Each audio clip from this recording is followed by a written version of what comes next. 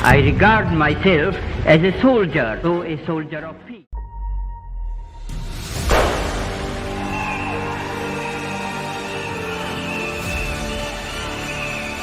महात्मा गांधी, जिन्हें आज पूरा भारत उनके अच्छे कामों की वजह से याद करता है, एक ऐसा लीडर जिसने बिना किसी हिंसा के सिर्फ और सिर्फ अपने दिमाग की मदद से अंग्रेजों को भारत से भगा दिया। जहां एक और अहिंसा का पाठ पढ़ाने वाले गांधी जैसे महान इंसान ने हमारे देश में जन्म लिया, वहीं दूसरी ओर नाथूराम गोडसे जैसे गांधी के हत्यारे ने भी हमारे देश में जन्म लिया। भले ही इतिहास में नाथूराम गोडसे को एक बहुत ही सनकी आदमी बताया जाता हो, पर सच्चाई तो यह है कि आज हमारा देश महात्मा गांधी और नाथूराम गोडसे के बीच बटा हुआ है। जहां कुछ लोग नाथूराम गोडसे को हत्यारा मानते हैं, तो वहीं कुछ लोग ये भी मानते हैं कि नाथूराम गोडसे ने महात्मा गांधी को मारकर अच्छा किया। पर क्या सच में नाथूराम गोडसे ने महात्मा गांधी को मारकर अच्छा किया था? और ऐसी क्या मजबूरी आ गई कि गोडसे को अपने आदर्श गांधी जी को ही मारना पड़ा? यही सब समझने की कोशिश करेंगे हम आज के इस वीडियो में। और क्या करें, गांधी सरकार से बड़ा है, गांधी कानून से बड़ा है, गांधी देश से बड़ा है, महात्मा है, कैसे रोका जाए उसे? तो बने रहिए हमारे साथ इस वीडियो के अंत तक। 30 जनवरी 1948 शाम के करीब 5 बजे महात्मा गांधी जब संध्या पूजन के बाद बाहर आ रहे थे, तभी भीड़ से होते हुए नाथूराम गोडसे गांधी जी के पास पहुंचा और उसने गांधी जी को नमन किया और उनका रास्ता रोक लिया। ये सब देखकर गांधी जी की बेटी मनु ने गोडसे को साइड हटने के लिए कहा, पर फिर भी नाथूराम गोडसे यहाँ से नहीं हटा और उसने गांधी जी को धक्का दे दिया। जिसके बाद कोई कुछ समझ पाता उससे पहले ही नाथूराम गोडसे ने अपने पास छुपा रखी एक पिस्टल को निकाला और गांधी जी के सीने पर लगातार 3 गोलियां दाग दी, जिससे गांधी जी लहूलुहान हो गए। पर गांधी जी को गोली मारने के बाद भी नाथूराम गोडसे वहां से नहीं भागा और वो वहीं पर निडर होकर खड़ा रहा। गांधी जी को इस तरह से लहूलुहान देखकर उनके समर्थक बुरी तरह से भड़क चुके थे और उन्होंने तुरंत ही नाथूराम गोडसे को पकड़ लिया और उसे पीटना शुरू कर दिया। एक और गांधी जी लहूलुहान पड़े थे, वहीं दूसरी ओर उनके समर्थक उनके ही विचारों की हत्या कर रहे थे और अहिंसा के रास्ते पर उतर चुके थे। काफी देर तक भीड़ नाथूराम गोडसे को पीटती रही, जिसके बाद पुलिस ने बड़ी मुश्किल से नाथूराम गोडसे को भीड़ से छुड़ाया और गिरफ्तार कर लिया। जिसके बाद ये खबर मीडिया और अखबारों में तेजी से फैल गई कि गोडसे ने गांधी जी की हत्या कर दी। पर दोस्तों, हम आपको बता दें कि गोडसे का ये गांधी जी को मारने का पहला प्रयास नहीं था, बल्कि इससे 10 दिन पहले यानी कि 20 जनवरी 1947 को भी गोडसे ने गांधी जी को मारने का प्रयास किया। दरअसल 20 जनवरी 1947 को जब गांधी जी एक सभा को संबोधित कर रहे थे, तब नाथूराम और उनके साथियों ने इस सभा में अचानक एक ग्रेनेड फेंक दिया, जिससे यहाँ पर हलचल मच गई और सभी लोग इधर उधर भागने लगे। और यही नाथूराम गोडसे और उसके साथियों का प्लान था। उन्होंने सोचा था कि जब भीड़ गांधी जी से अलग हो जाएगी तो वो दूसरा ग्रेनेड गांधी जी पर ही फेंक देंगे, जिससे उनकी मौत हो जाएगी।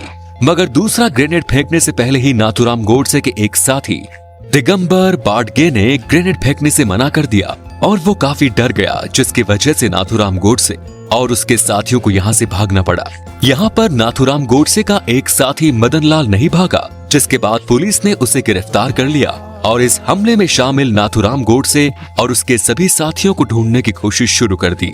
वहीं दूसरी ओर अब नाथूराम गोडसे और उसके सभी साथी अलग अलग हो चुके थे। मशहूर लेखक अशोक कुमार पांडे अपनी किताब उसने गांधी को क्यों मारा में बताते हैं कि इसके बाद नाथूराम गोडसे ने अपने एक साथी के साथ दिल्ली से कानपुर के लिए ट्रेन पकड़ ली थी। मगर इस ट्रेन में बैठने के बाद नाथूराम गोडसे को काफी पछतावा हो रहा था और इसी ट्रेन में बैठकर उसने ये प्रण लिया कि अगली बार वो गांधी जी को खुद अपने हाथों से मारेगा और किसी पर भी निर्भर नहीं रहेगा। और इसके 10 दिनों के बाद ही नाथूराम गोडसे ने गांधी जी को खुलेआम गोलियों से भून दिया। पर आपको जानकर हैरानी होगी कि गोडसे खुद कभी गांधी जी का बहुत बड़ा प्रशंसक था और वो गांधी जी को अपना आदर्श मानता था। जब गांधी जी नॉन कॉर्पोरेशन आंदोलन चला रहे थे तो नाथूराम गोडसे अपने स्कूल में था और वो गांधी जी से बहुत ज्यादा प्रभावित था। पर तभी इस आंदोलन के दौरान ही कुछ लोगों ने हिंसा करनी शुरू कर दी, जिसकी वजह से गांधी जी बहुत ही ज्यादा दुखी हुए और उन्होंने इस पूरे के पूरे आंदोलन को ही बंद कर दिया।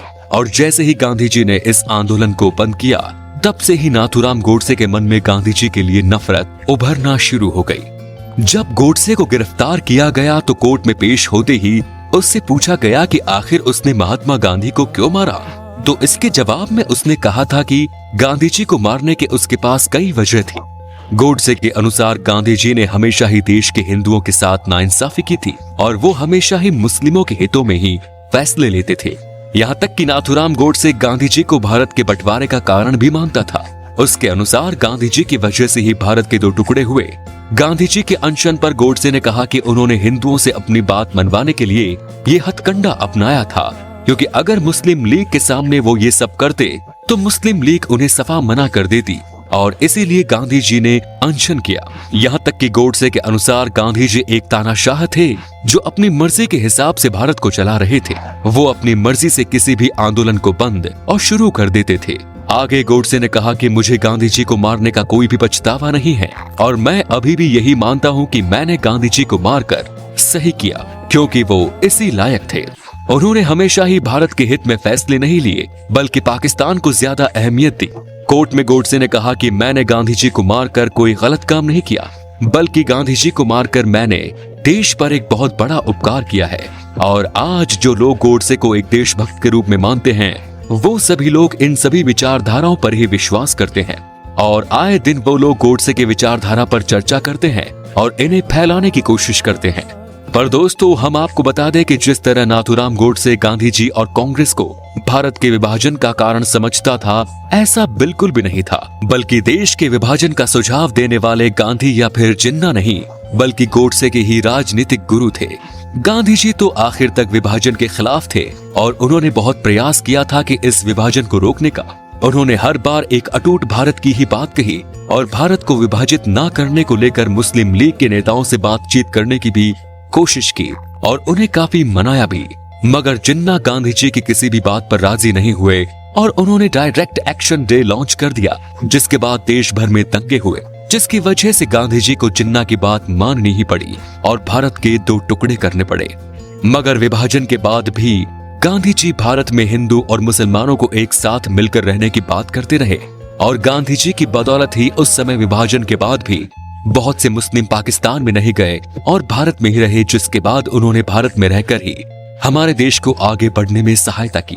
रही बात गांधी जी के नॉन कॉरपोरेशन आंदोलन को बंद करने की, तो ये गांधी जी का एक सही फैसला था, क्योंकि इस आंदोलन को इसीलिए शुरू किया गया था ताकि लोग अहिंसा के साथ अंग्रेजों के सामने अपनी मांग को रख सके। लेकिन जब इस आंदोलन के दौरान हिंसा भड़कने लगी तो फिर इस आंदोलन के मुख्य उद्देश्य को ही ठेस पहुंची और इसीलिए गांधी जी को इस आंदोलन को बंद करना पड़ा। मगर ऐसा बिल्कुल भी नहीं है कि इस आंदोलन को बंद करने के बाद गांधी जी अंग्रेजों के सामने झुक गए थे। इसके बाद भी गांधी जी ने बहुत से ऐसे आंदोलन किए जिसमें वो अंग्रेजों के सख्त खिलाफ थे। जो लोग गांधी को हिंदू विरोधी बताते हैं वो इस बात से अनजान हैं कि उस समय गांधी जी सभी धर्मों को भारत में एक समान हक दिलाने पर काम कर रहे थे और वो पिछड़े वर्ग के लोगों को समान अधिकार दिलाना चाहते थे।